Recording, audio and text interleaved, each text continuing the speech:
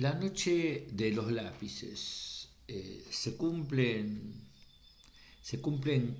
ya 45 años de la conocida Noche de los Lápices, donde fueron secuestrados, asesinados, torturados muchos estudiantes eh, acá en la Ciudad de La Plata, pero no solo fue en la Ciudad de La Plata. Conmemoramos y recordamos los nombres de acá de La Plata, pero el mismo sistema y el mismo hecho se replicó por todo el país, ¿no?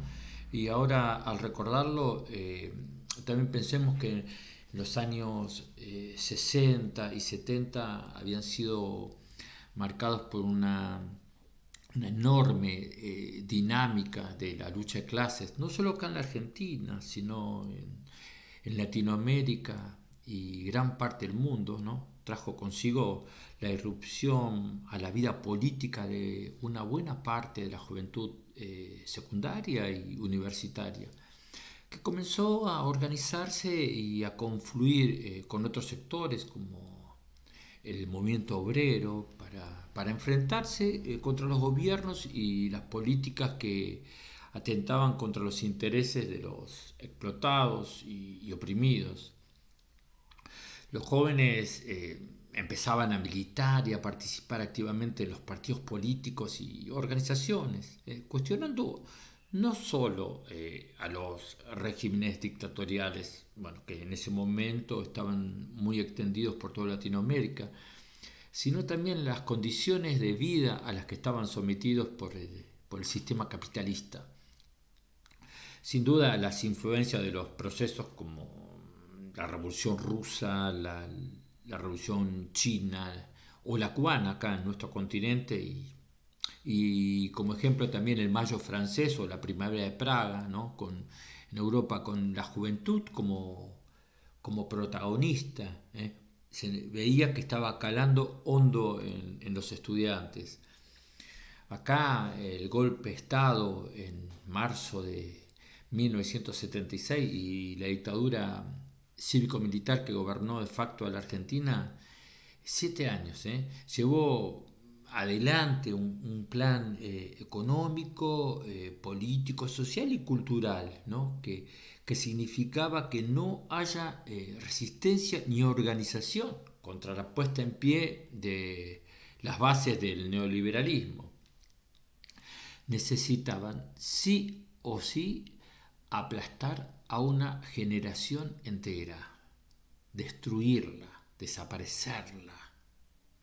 La dictadura comenzó así un plan sistemático, secuestro, tortura, de desaparición de miles de luchadores, obreros y estudiantes en su mayor parte.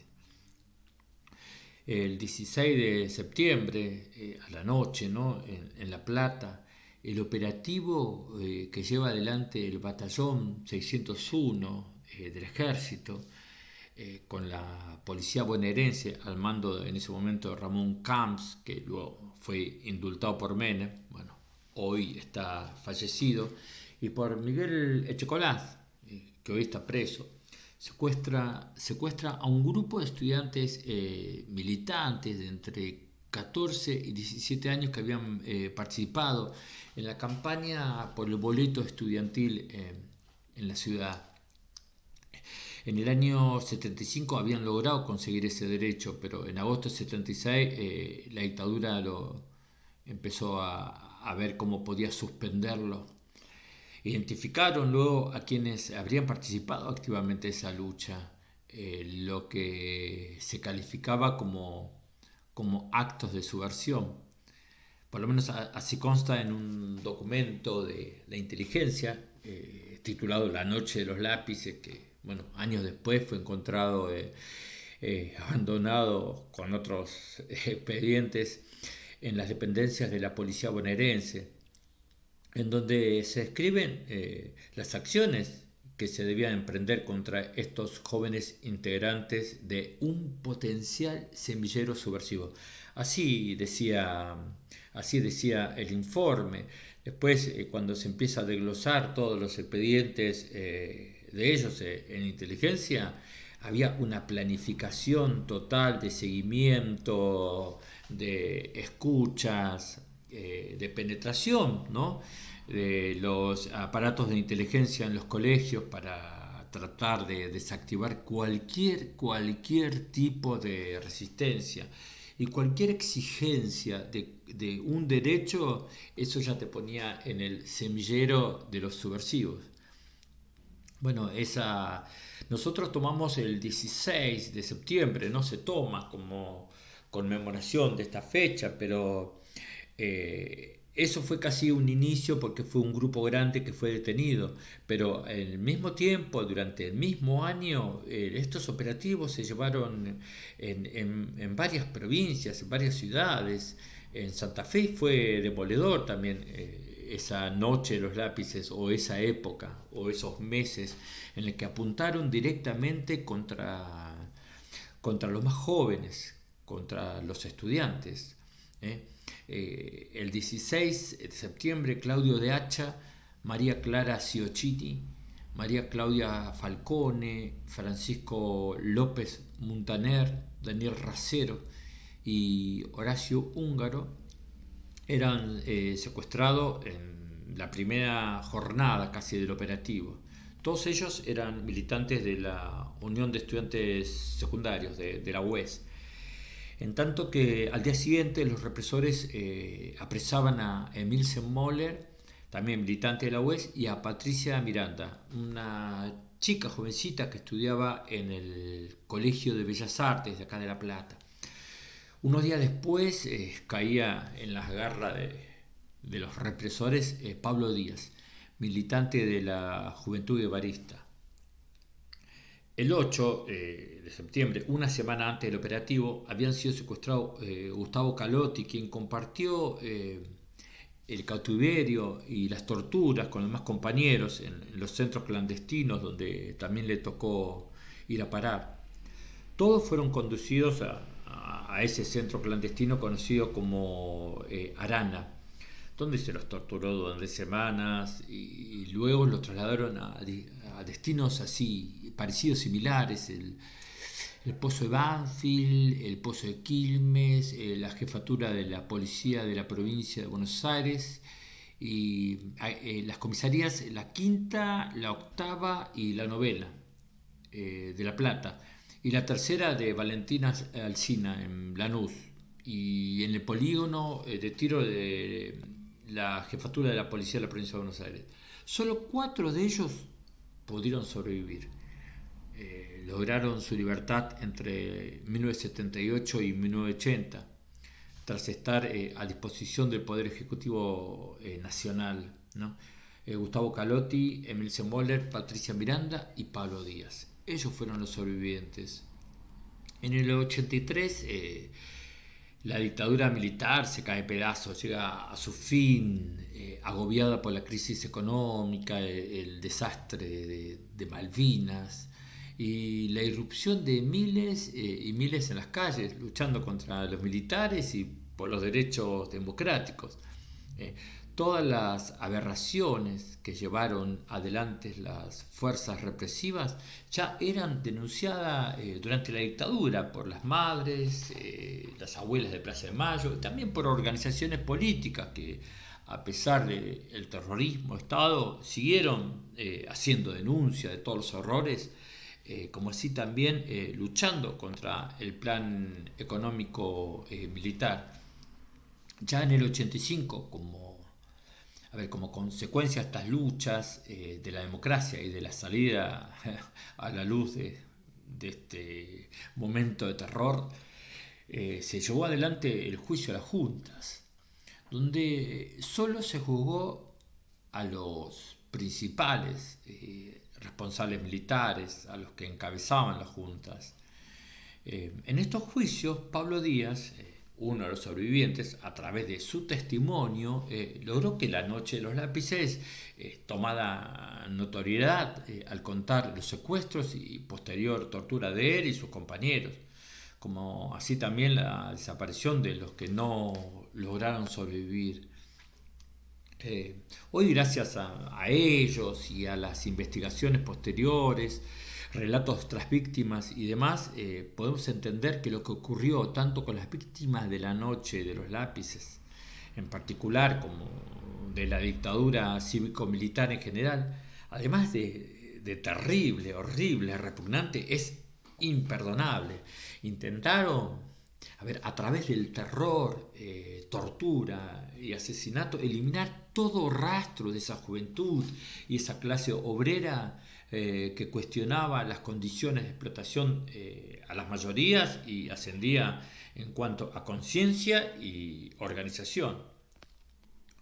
Eh, Solo a través de la organización independiente de aquellos que desde el primer momento lucharon por los derechos humanos se logró que muchos genocidas estén en prisión, ¿eh? Pero no también sin sufrir reveses en estos años, ¿no? Como las leyes de obediencia de vida, punto final, que fueron decretadas por Alfonsín, o el indulto de Menem, ¿no? Que entre ellos también había favorecido a Camps, ¿no? Que el tipo este murió en libertad. Yo hace poquitos días estaba hablando con un amigo, él es militante de derechos humanos de México, y él me hablaba de la importancia que tenía la noche de los lápices. Eh, Ellos están militando, buscando, trabajando por la aparición de los 43 estudiantes ya secuestrados desaparecidos hace unos años. Y es una lucha continua porque siguen desapareciendo y en toda Latinoamérica la historia es la misma. Nosotros tenemos acá en la Argentina una historia de tomar la calle, de luchar, de exigir, de una juventud con vocación política y es un espacio ganado. A la juventud nadie le regaló ese espacio, la juventud se lo ganó y cómo, poniéndole el cuerpo, poniéndole el cuerpo. Eh, Esto no solamente es un homenaje a los nuestros de Argentina, a los de México, puede ser a los de Colombia, donde se aparecen estudiantes y líderes sociales constantemente, ni hablar en Brasil, bajo la locura de Bolsonaro, las cosas que han pasado en Bolivia, las cosas que han sucedido y que suceden en Perú, cosas históricas donde ligar la juventud a la palabra política ya es vista como un delito y bueno, si nosotros decimos que estos tipos se comportaban como unas bestias, a veces pensamos que estamos ofendiendo un poquito a las bestias, porque al hablar Pablo Díaz en el juicio, cuando declaró en el juicio a las juntas, es como que gran parte del país se asombró porque son situaciones, historias y anécdotas increíbles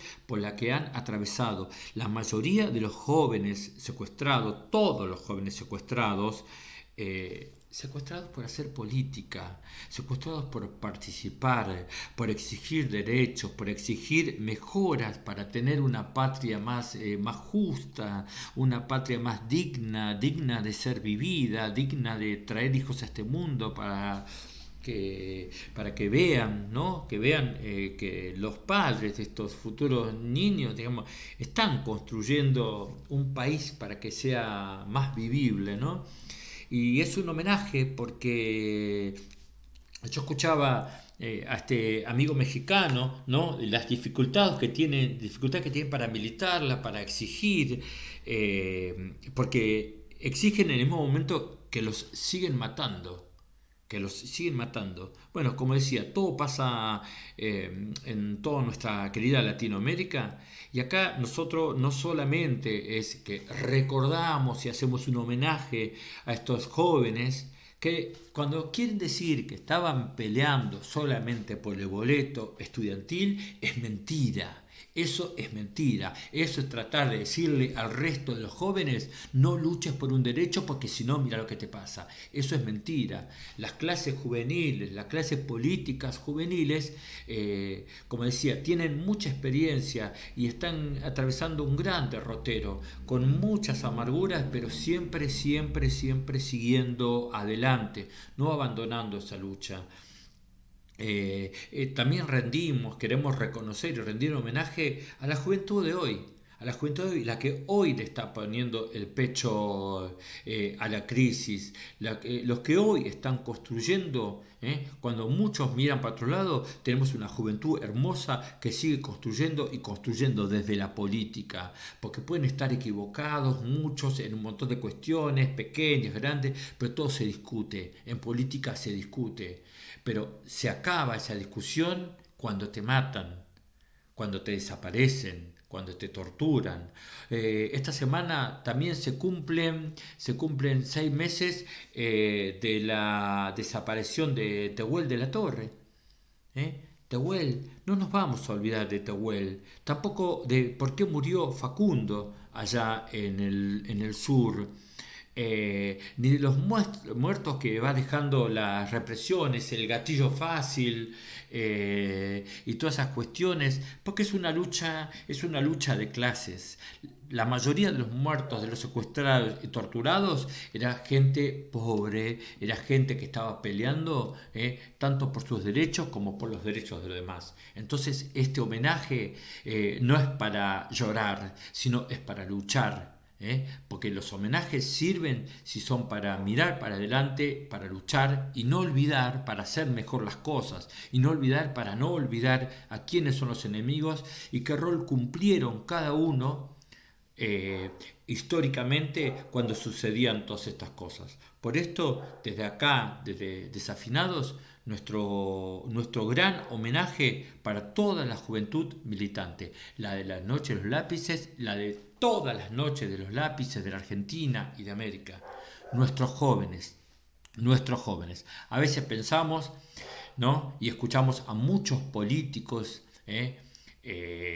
increíblemente que puedan seguir hablando por televisión, por los medios, a decir barbaridades y acostumbrarnos a ver que nuestros jóvenes tengan que estar mirando el rostro de ladrones y asesinos hablando como si fueran grandes señores, como si nunca la historia les va a pedir cuenta. La historia, la historia pasa las facturas y esta juventud lo sabe. Por eso nuestro homenaje desde Desafinados.